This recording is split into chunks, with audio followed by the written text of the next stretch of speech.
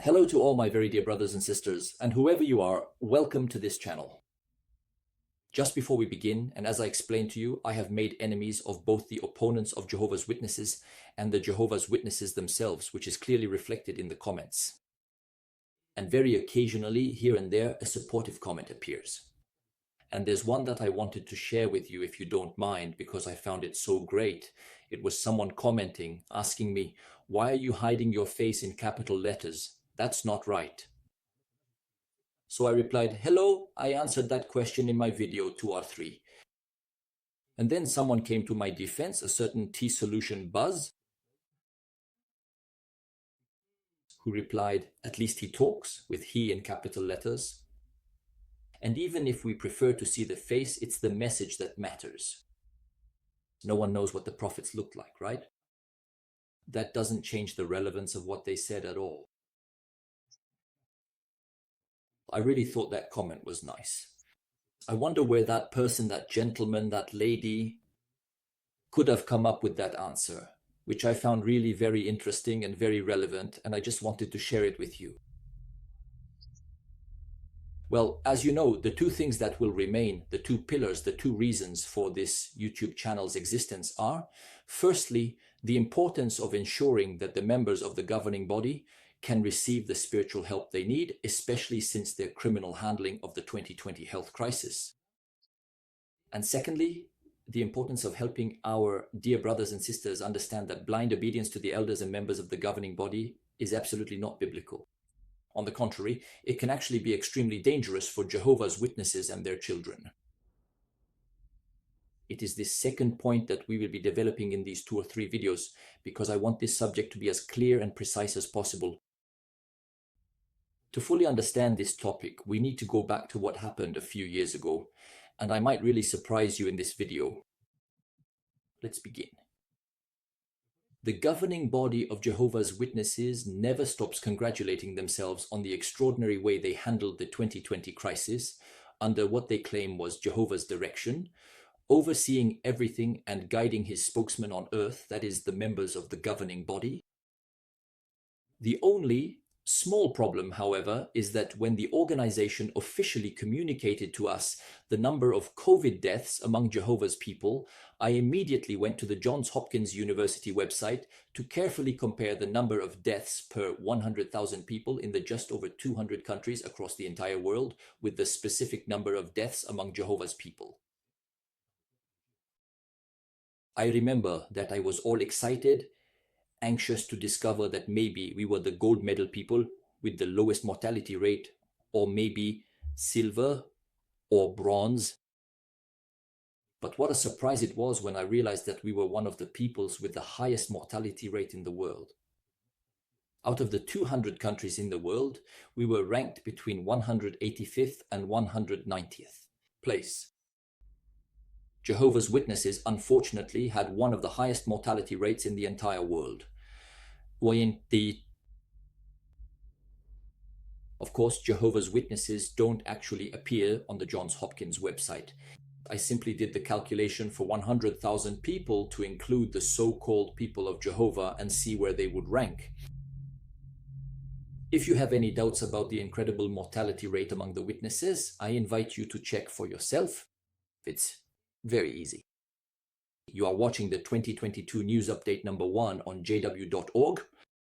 The brother explains there that as of January 21st, 2022, 26,813 brothers and sisters had died from the virus. The 2023 yearbook, which presents the figures for 2022, shows an average of 8,625,000 Jehovah's Witnesses publishers, which means that the number of deaths per 100,000 Jehovah's Witnesses was 311. Now go on the internet and type in the following phrase: number of people who died from COVID in France as of January 21st, 2022, so on that same date. You'll come across a CNews article that shows the total number of deaths in France: 128,347 for 68,070,000 inhabitants that same year, which gives us 189 deaths per 100,000 inhabitants. 189 deaths per 100,000 inhabitants compared to 311 among Jehovah's Witnesses.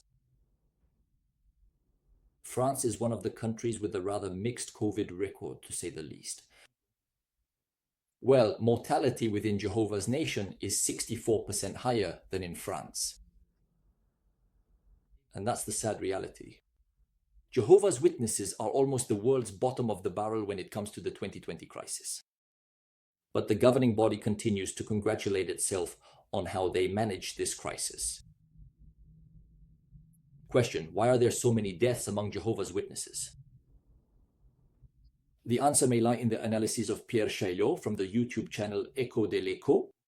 He is a statistician and lecturer who has devoted thousands of hours to analyzing the official figures of the crisis, and who has written 2 books about this crisis, the first of which is a bestseller, and who comes to the following conclusion: the more you take it, the higher the price you pay. And this can certainly explain that, as well as the blood guilt that the members of the governing body have taken upon themselves, and the reason why I am asking that they be brought before a religious disciplinary committee for involuntary manslaughter and endangering the lives of others. For those who still haven't understood what really happened during that period, I'm providing links to 2 videos. One is by the famous Pierre Chaillot, presenting a lecture by invitation of the Aristotle Circle, and the other, which in my opinion will remain a classic for a long time, was recorded at Bistrot Liberté. So don't hesitate to watch these 2 videos, they are really very interesting. So, as a nation, as a people, we collectively received directives and comprehensive advice that were, quite simply, the absolutely perfect and ideal roadmap of a certain well-known and influential globalist organization. Indeed, during the crisis, the organization recommended that we, 1, stay at home as much as possible, 2, wear a face covering as much as possible, 3, get jabbed, 4, the organization decided never to utter the word treatment, 5, it decided never to recommend boosting one's immune defenses, 6, it decided to discourage brothers and sisters from listening to alternative media, which for the most part had been absolutely right from the beginning, and to listen only to mainstream media. Is it possible that the members of the Central College still haven't understood the extent of the lies and corruption of the majority of these media? It is terribly worrying. This was the advice they gave us if we wanted to understand exactly what was happening during the crisis. I don't know what to say. 7. Returning to the globalist organization's roadmap, the organization decided to highlight the danger of conspiracy theories, which the Central College did, through an article published at the same time on jw.org, and through current events point number 7 of 2021.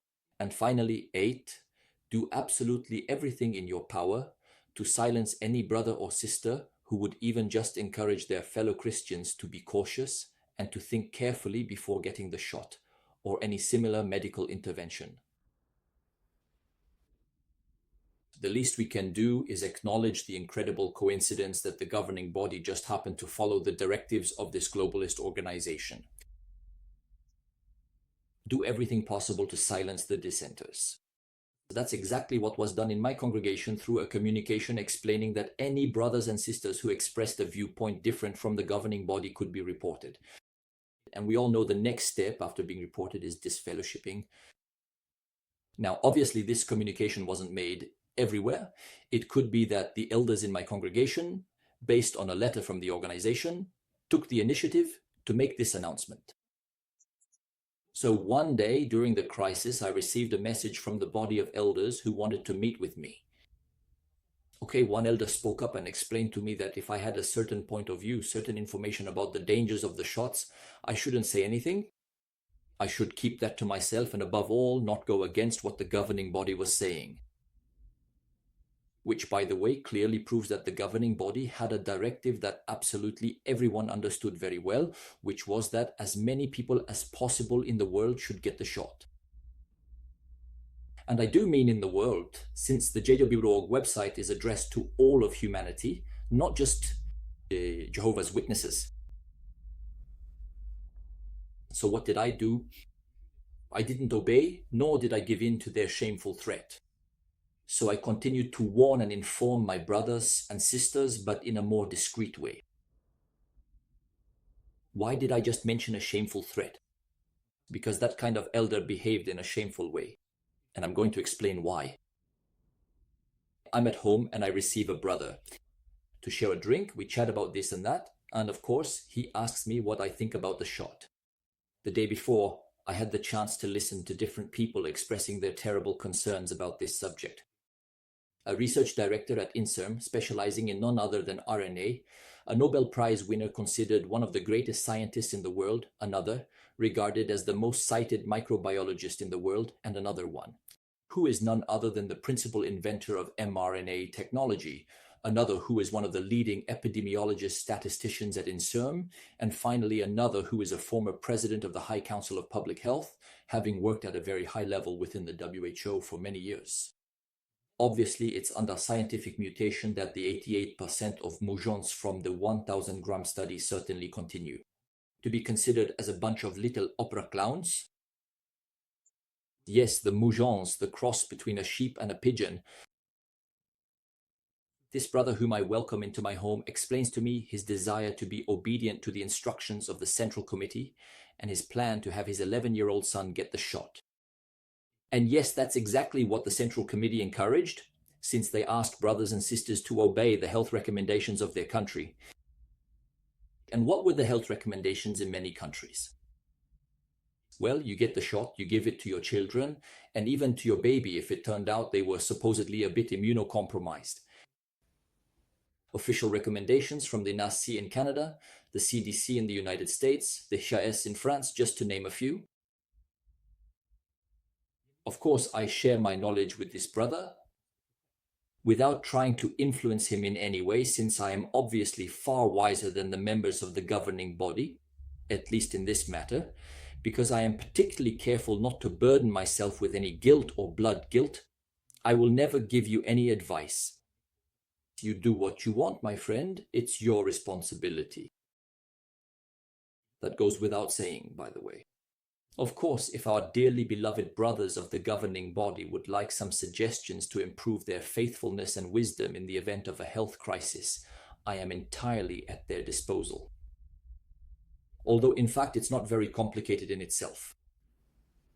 You keep quiet, you let your brothers and sisters make their own decisions, you don't insult them by calling them rebels or insubordinate, you don't try to dominate their conscience, nor do you try to deprive them of their free will by using threats, insults, and mental manipulation designed to make them feel guilty so that they finally submit to your point of view.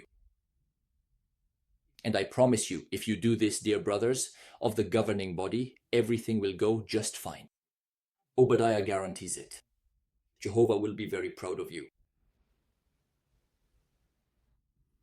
Now let's imagine that I gave in to the fear and blackmail of those shameful elders and said nothing to my brother, and that I didn't share with him the important information I had. He gets his son injected, and his son dies from a complication. After the funeral, I tell him that I knew there were risks, that I had some very interesting information on the subject. The brother would certainly have asked me, but why didn't you tell me? What should I have answered to that? Because the elders had forbidden me to. They had threatened to mark me, or even later on to disfellowship me if I had told you about it. Can you truly imagine this utterly and completely surreal scene unfolding right before your very eyes? Do you understand the seriousness of what happened?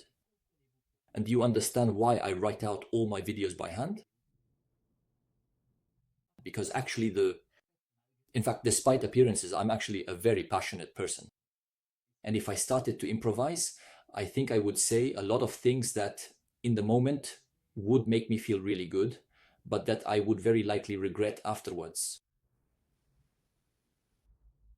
Just think about it. Jehovah's people might have been the only place in the world, and I do mean in the world, where people could be punished if, at home, in private, they dared to express doubts about the jab. That's pretty incredible when you think about it. This kind of situation almost certainly happened in the vast majority of congregations. The pressure was so intense that brothers and sisters were discouraged even from sharing their caution on the subject.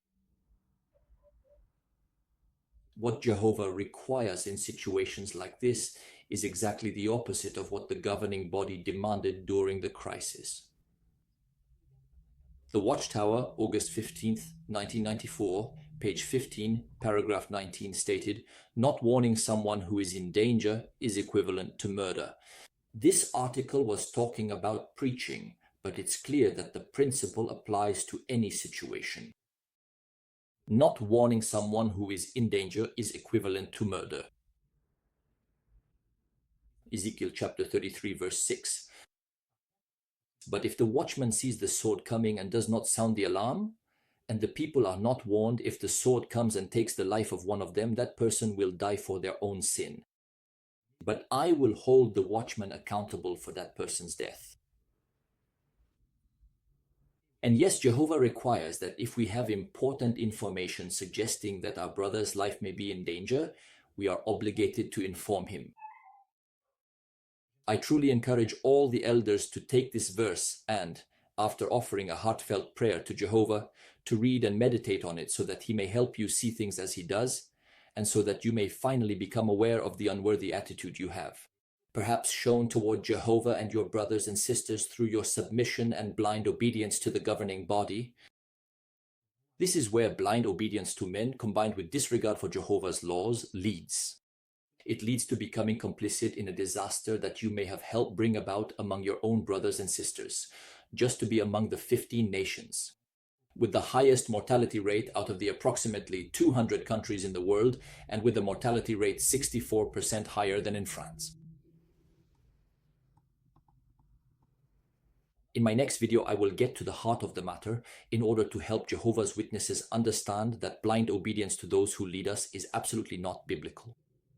And we will try to understand why claiming that the governing body is the voice of Jehovah on earth is completely inappropriate and may even be terribly insulting to Jehovah.